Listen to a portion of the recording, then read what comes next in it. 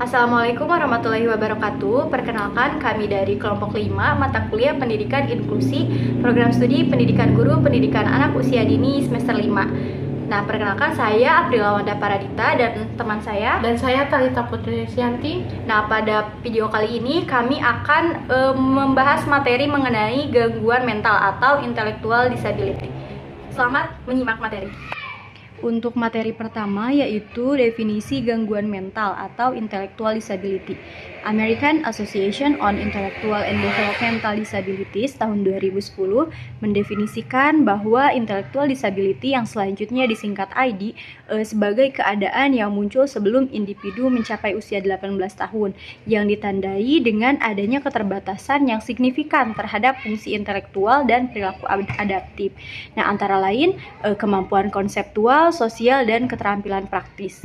Nah, tunagrahita merupakan istilah yang disematkan bagi anak-anak berkebutuhan khusus yang mengalami permasalahan seputar intelijensi dan kemampuan adaptasi dalam pemenuhan kebutuhan dasar sehari-hari, menurut Casana dan Pradipta 2018. Nah, di Indonesia, istilah tunagrahita ini merupakan pengelompokan dari beberapa anak berkebutuhan khusus. Namun dalam bidang pendidikan, mereka itu memiliki hambatan yang sama dikarenakan permasalahan intelijensi. Dalam bahasa asing, nah anak yang mengalami permasalahan intelijensi ini memiliki beberapa istilah penyebutan. Antara lain ada mental retardasi, mental defektif, mental defisiensi, dan lain-lain, yang mana semua istilah tersebut merujuk kepada anak yang mengalami permasalahan pada intelijensi dan kemampuan adaptasi. Nah, secara umum pengertian tunagrahita itu adalah anak yang berkebutuhan khusus yang memiliki keterbelakangan dalam intelijensi, fisik, emosional, dan sosial yang membutuhkan perlakuan khusus supaya dapat berkembang pada kemampuan yang maksimal. Nah, dari berbagai definisi itu dikemukakan oleh para ahli bahwa salah satu definisi yang paling diterima secara luas dan menjadi rujukan utama adalah definisi yang dirumuskan oleh Crossman dalam Wardani, Hernawati, dan Astati 2007. Nah, yang secara resmi digunakan AAMD, American Association on Mental Deficiency, sebagai berikut. Mental retardation refers to significant subfree general intellectual functioning resulting in or adaptive behavior and manifest during the development period. Yaitu ketunagrahitaan itu mengacu pada fungsi intelektual umum yang secara nyata berada di bawah rata-rata atau normal bersamaan dengan kekurangan dalam tingkah laku, penyesuaian diri, dan semua ini berlangsung pada masa perkembangannya. Untuk yang selanjutnya di sini saya akan membahas mengenai faktor-faktor penyebab gangguan mental atau intellectual disability. Nah, sebagian besar keterbelakangan mental itu disebabkan oleh faktor keturunan dan lingkungan. Nah, luka di kepala pada saat jatuh kemudian dapat menyebabkan keterbelakangan ini.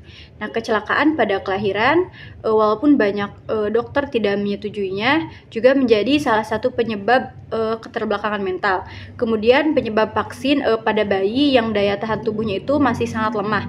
Kemudian ada Strauss membagi faktor penyebab ketunagrahitaan itu menjadi dua gugus, yaitu endogen dan eksogen.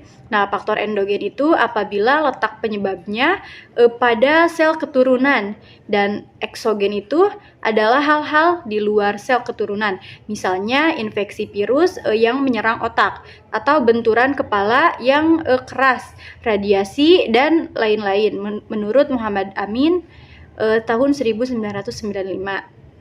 Nah, cara lain yang sering digunakan dan pengelompokan faktor penyebab ketunagrahitaan adalah berdasarkan waktu terjadinya, yaitu faktor yang terjadi sebelum lahir atau prenatal, saat kelahiran atau natal, dan setelah kelahiran atau postnatal. Nah, terdapat beberapa faktor yang dapat menyebabkan seseorang anak atau individu mengalami tunagrahita. Nah, faktor-faktor tersebut antara lain, yang pertama ada faktor genetik atau faktor genetik itu penyebab terjadi tunagrahita.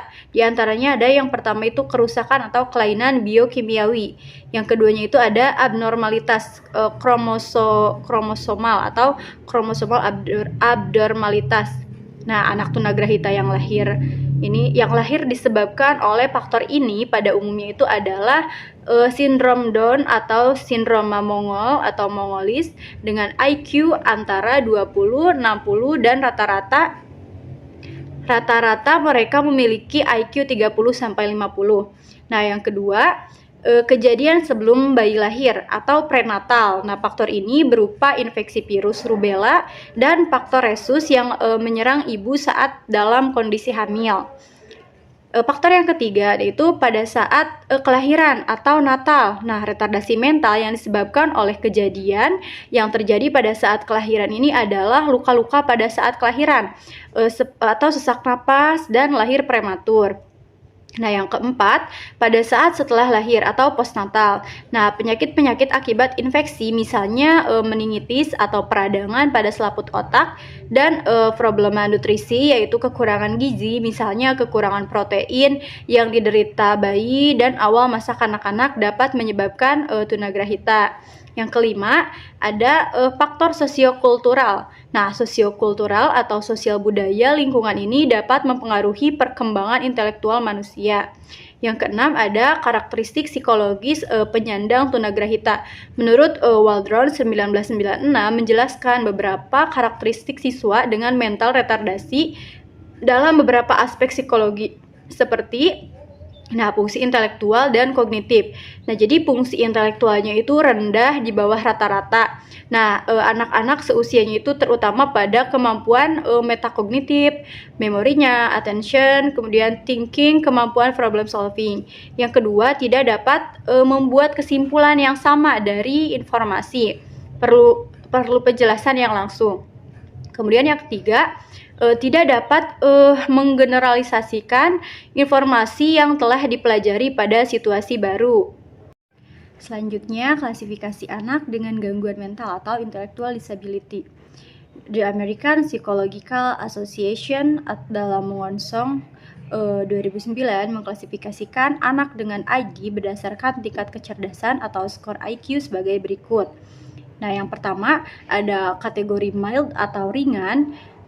Rentangan IQ-nya itu antara 55 sampai 70. Kemudian untuk ciri-cirinya termasuk ke dalam golongan mampu didik, kemudian memperlihatkan kelainan fisik yang mencolok, terdapat kekurangan dalam hal kekuatan, kecepatan, dan koordinasi, serta masalah kesehatan, memiliki rentan perhatian yang pendek sehingga sulit berkonsentrasi dalam jangka waktu lama.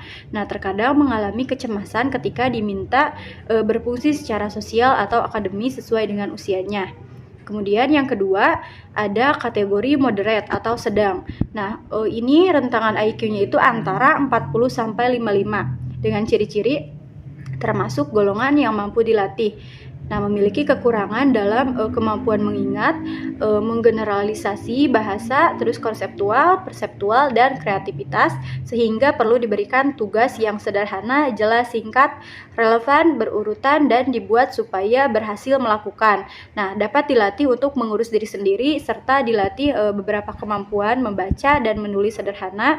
Nah, selain itu memerlukan pengawasan, memiliki koordinasi fisik yang buruk dan mengalami masalah situasi sosial, gangguan pada fungsi bicara. Nah, yang ketiga ada kategori severe atau berat. Nah, untuk severe ini rentan IQ-nya itu ada pada 25 sampai 40. Nah, ini ciri-cirinya termasuk golongan yang mampu rawat, menunjukkan kesulitan meskipun berada di sekolah khusus. Nah, kemudian membutuhkan pelayanan dan pemeliharaan yang terus-menerus dikarenakan tidak mampu mengurus diri sendiri tanpa bantuan orang lain meskipun pada tugas-tugas sederhana. Kemudian jarang melakukan interaksi sosial, hanya mampu berkomunikasi secara vokal.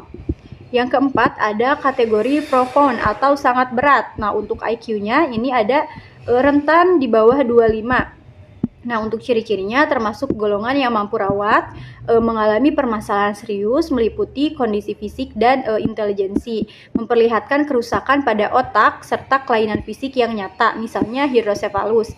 Nah, kemudian memiliki kemampuan berbicara dan berbahasa sangat rendah, mengalami permasalahan serius dalam penyesuaian diri dan membutuhkan pelayanan medis yang intensif.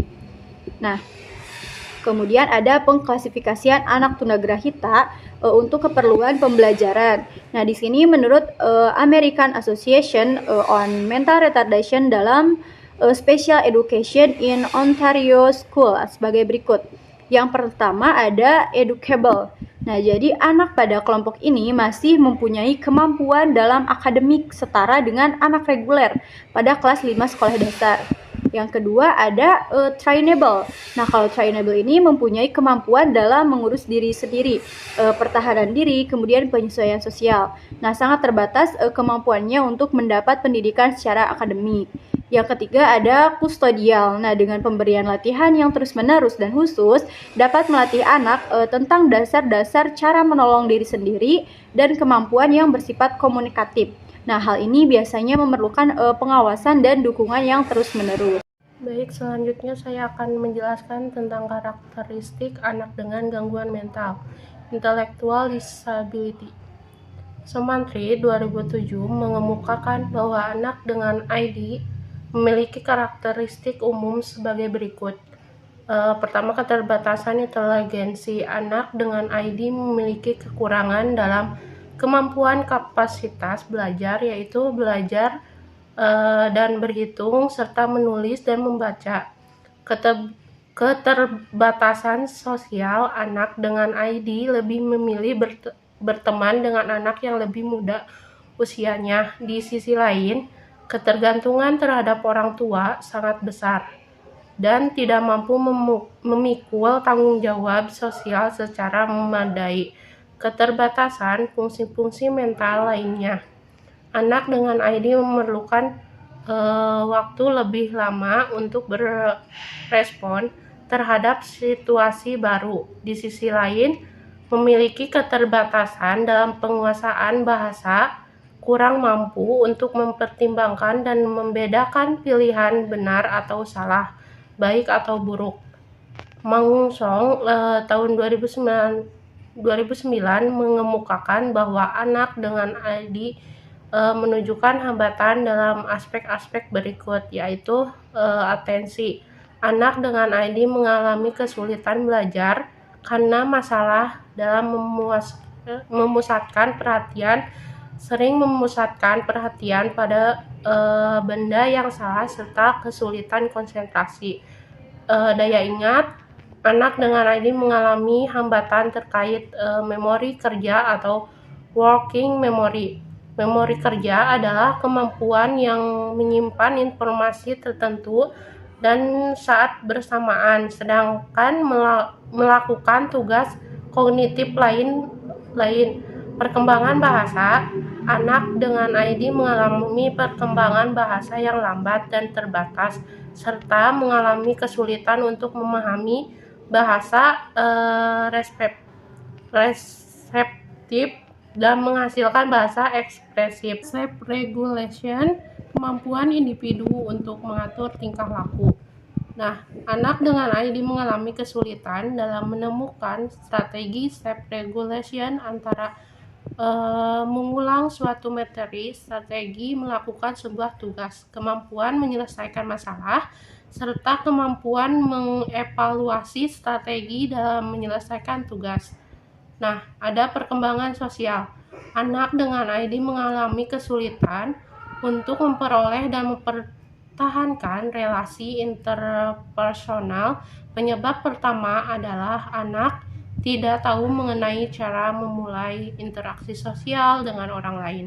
Penyebab keduanya adalah perhatian yang tidak fokus dan mengganggu menyebabkan teman-teman menjauh.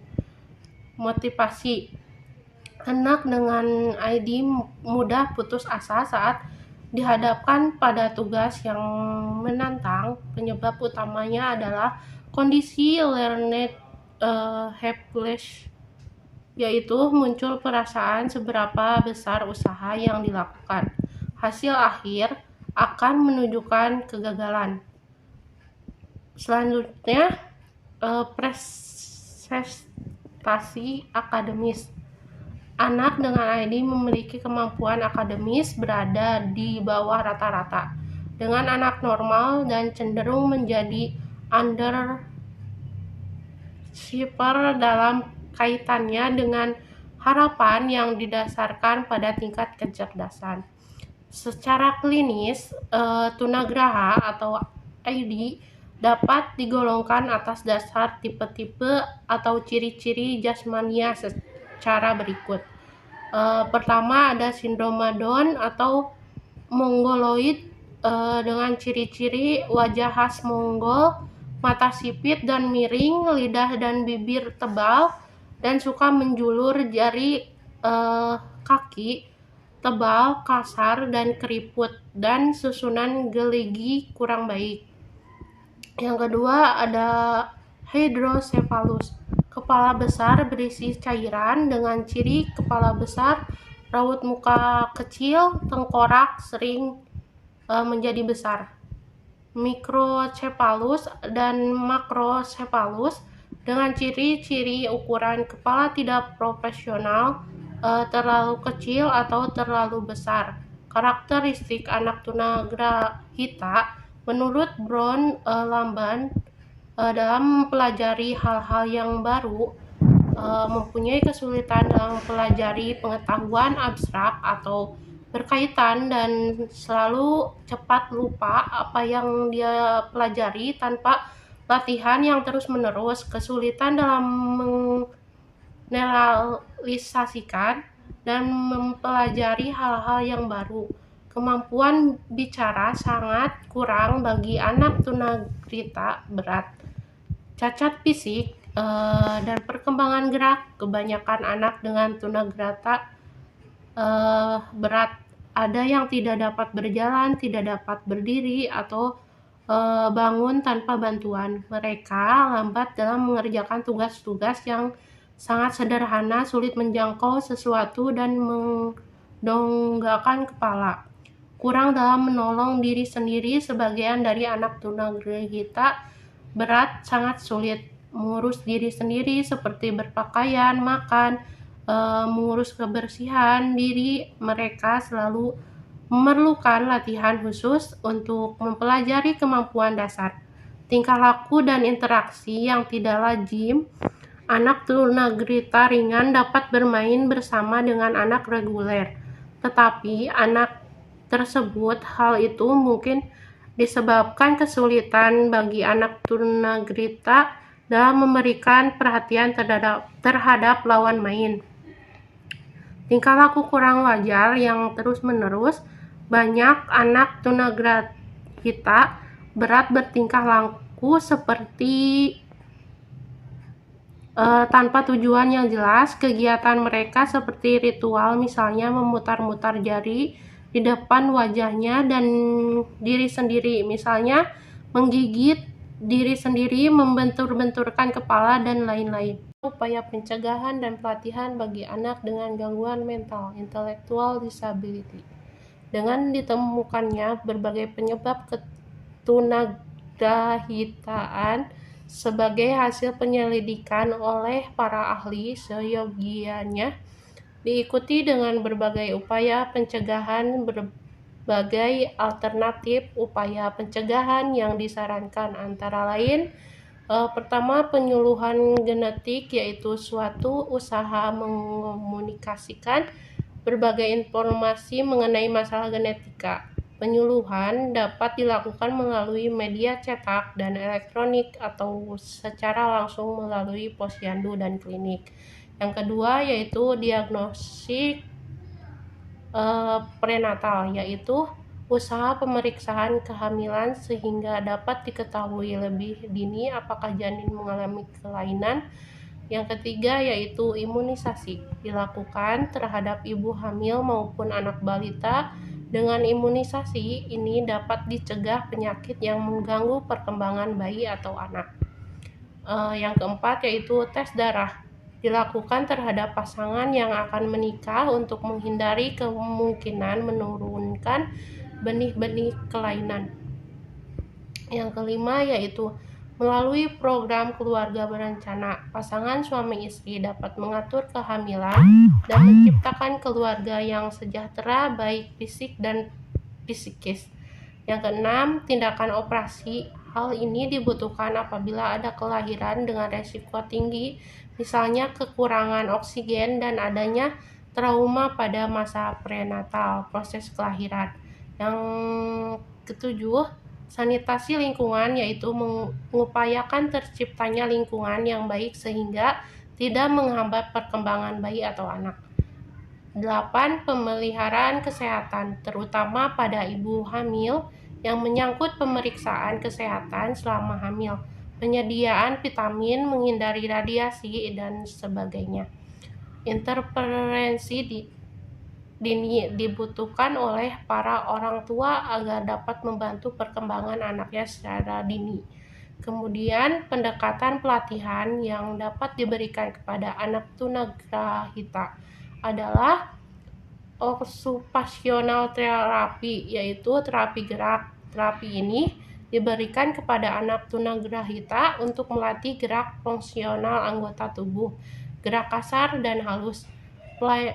Kedua, play terapi, terapi bermain. Terapi yang diberikan anak tunagrahita dengan cara bermain, misalnya memberikan pelajaran terapi hitungan.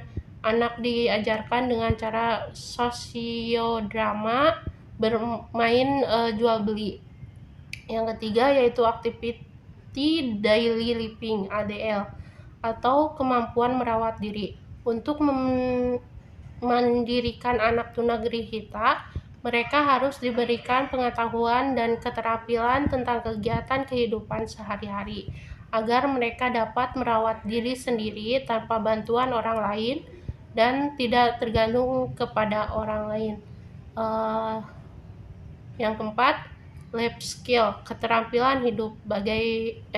Bagi anak tunagrahita yang memiliki IQ di bawah rata-rata, mereka juga diharapkan dapat hidup mandiri. Oleh karena itu, untuk bekal hidup mereka diberikan pendidikan keterampilan dengan keterampilan yang dimilikinya. Mereka diharapkan dapat hidup di lingkungan keluarga dan masyarakat, serta dapat bersaing di dunia industri dan usaha. Yang kelima, vocational terapi, terapi bekerja. Selain diberikan latihan keterampilan, anak tunagrahita juga diberikan latihan kerja dengan bekal keterampilan yang dimilikinya. Anak tunagrahita diharapkan dapat bekerja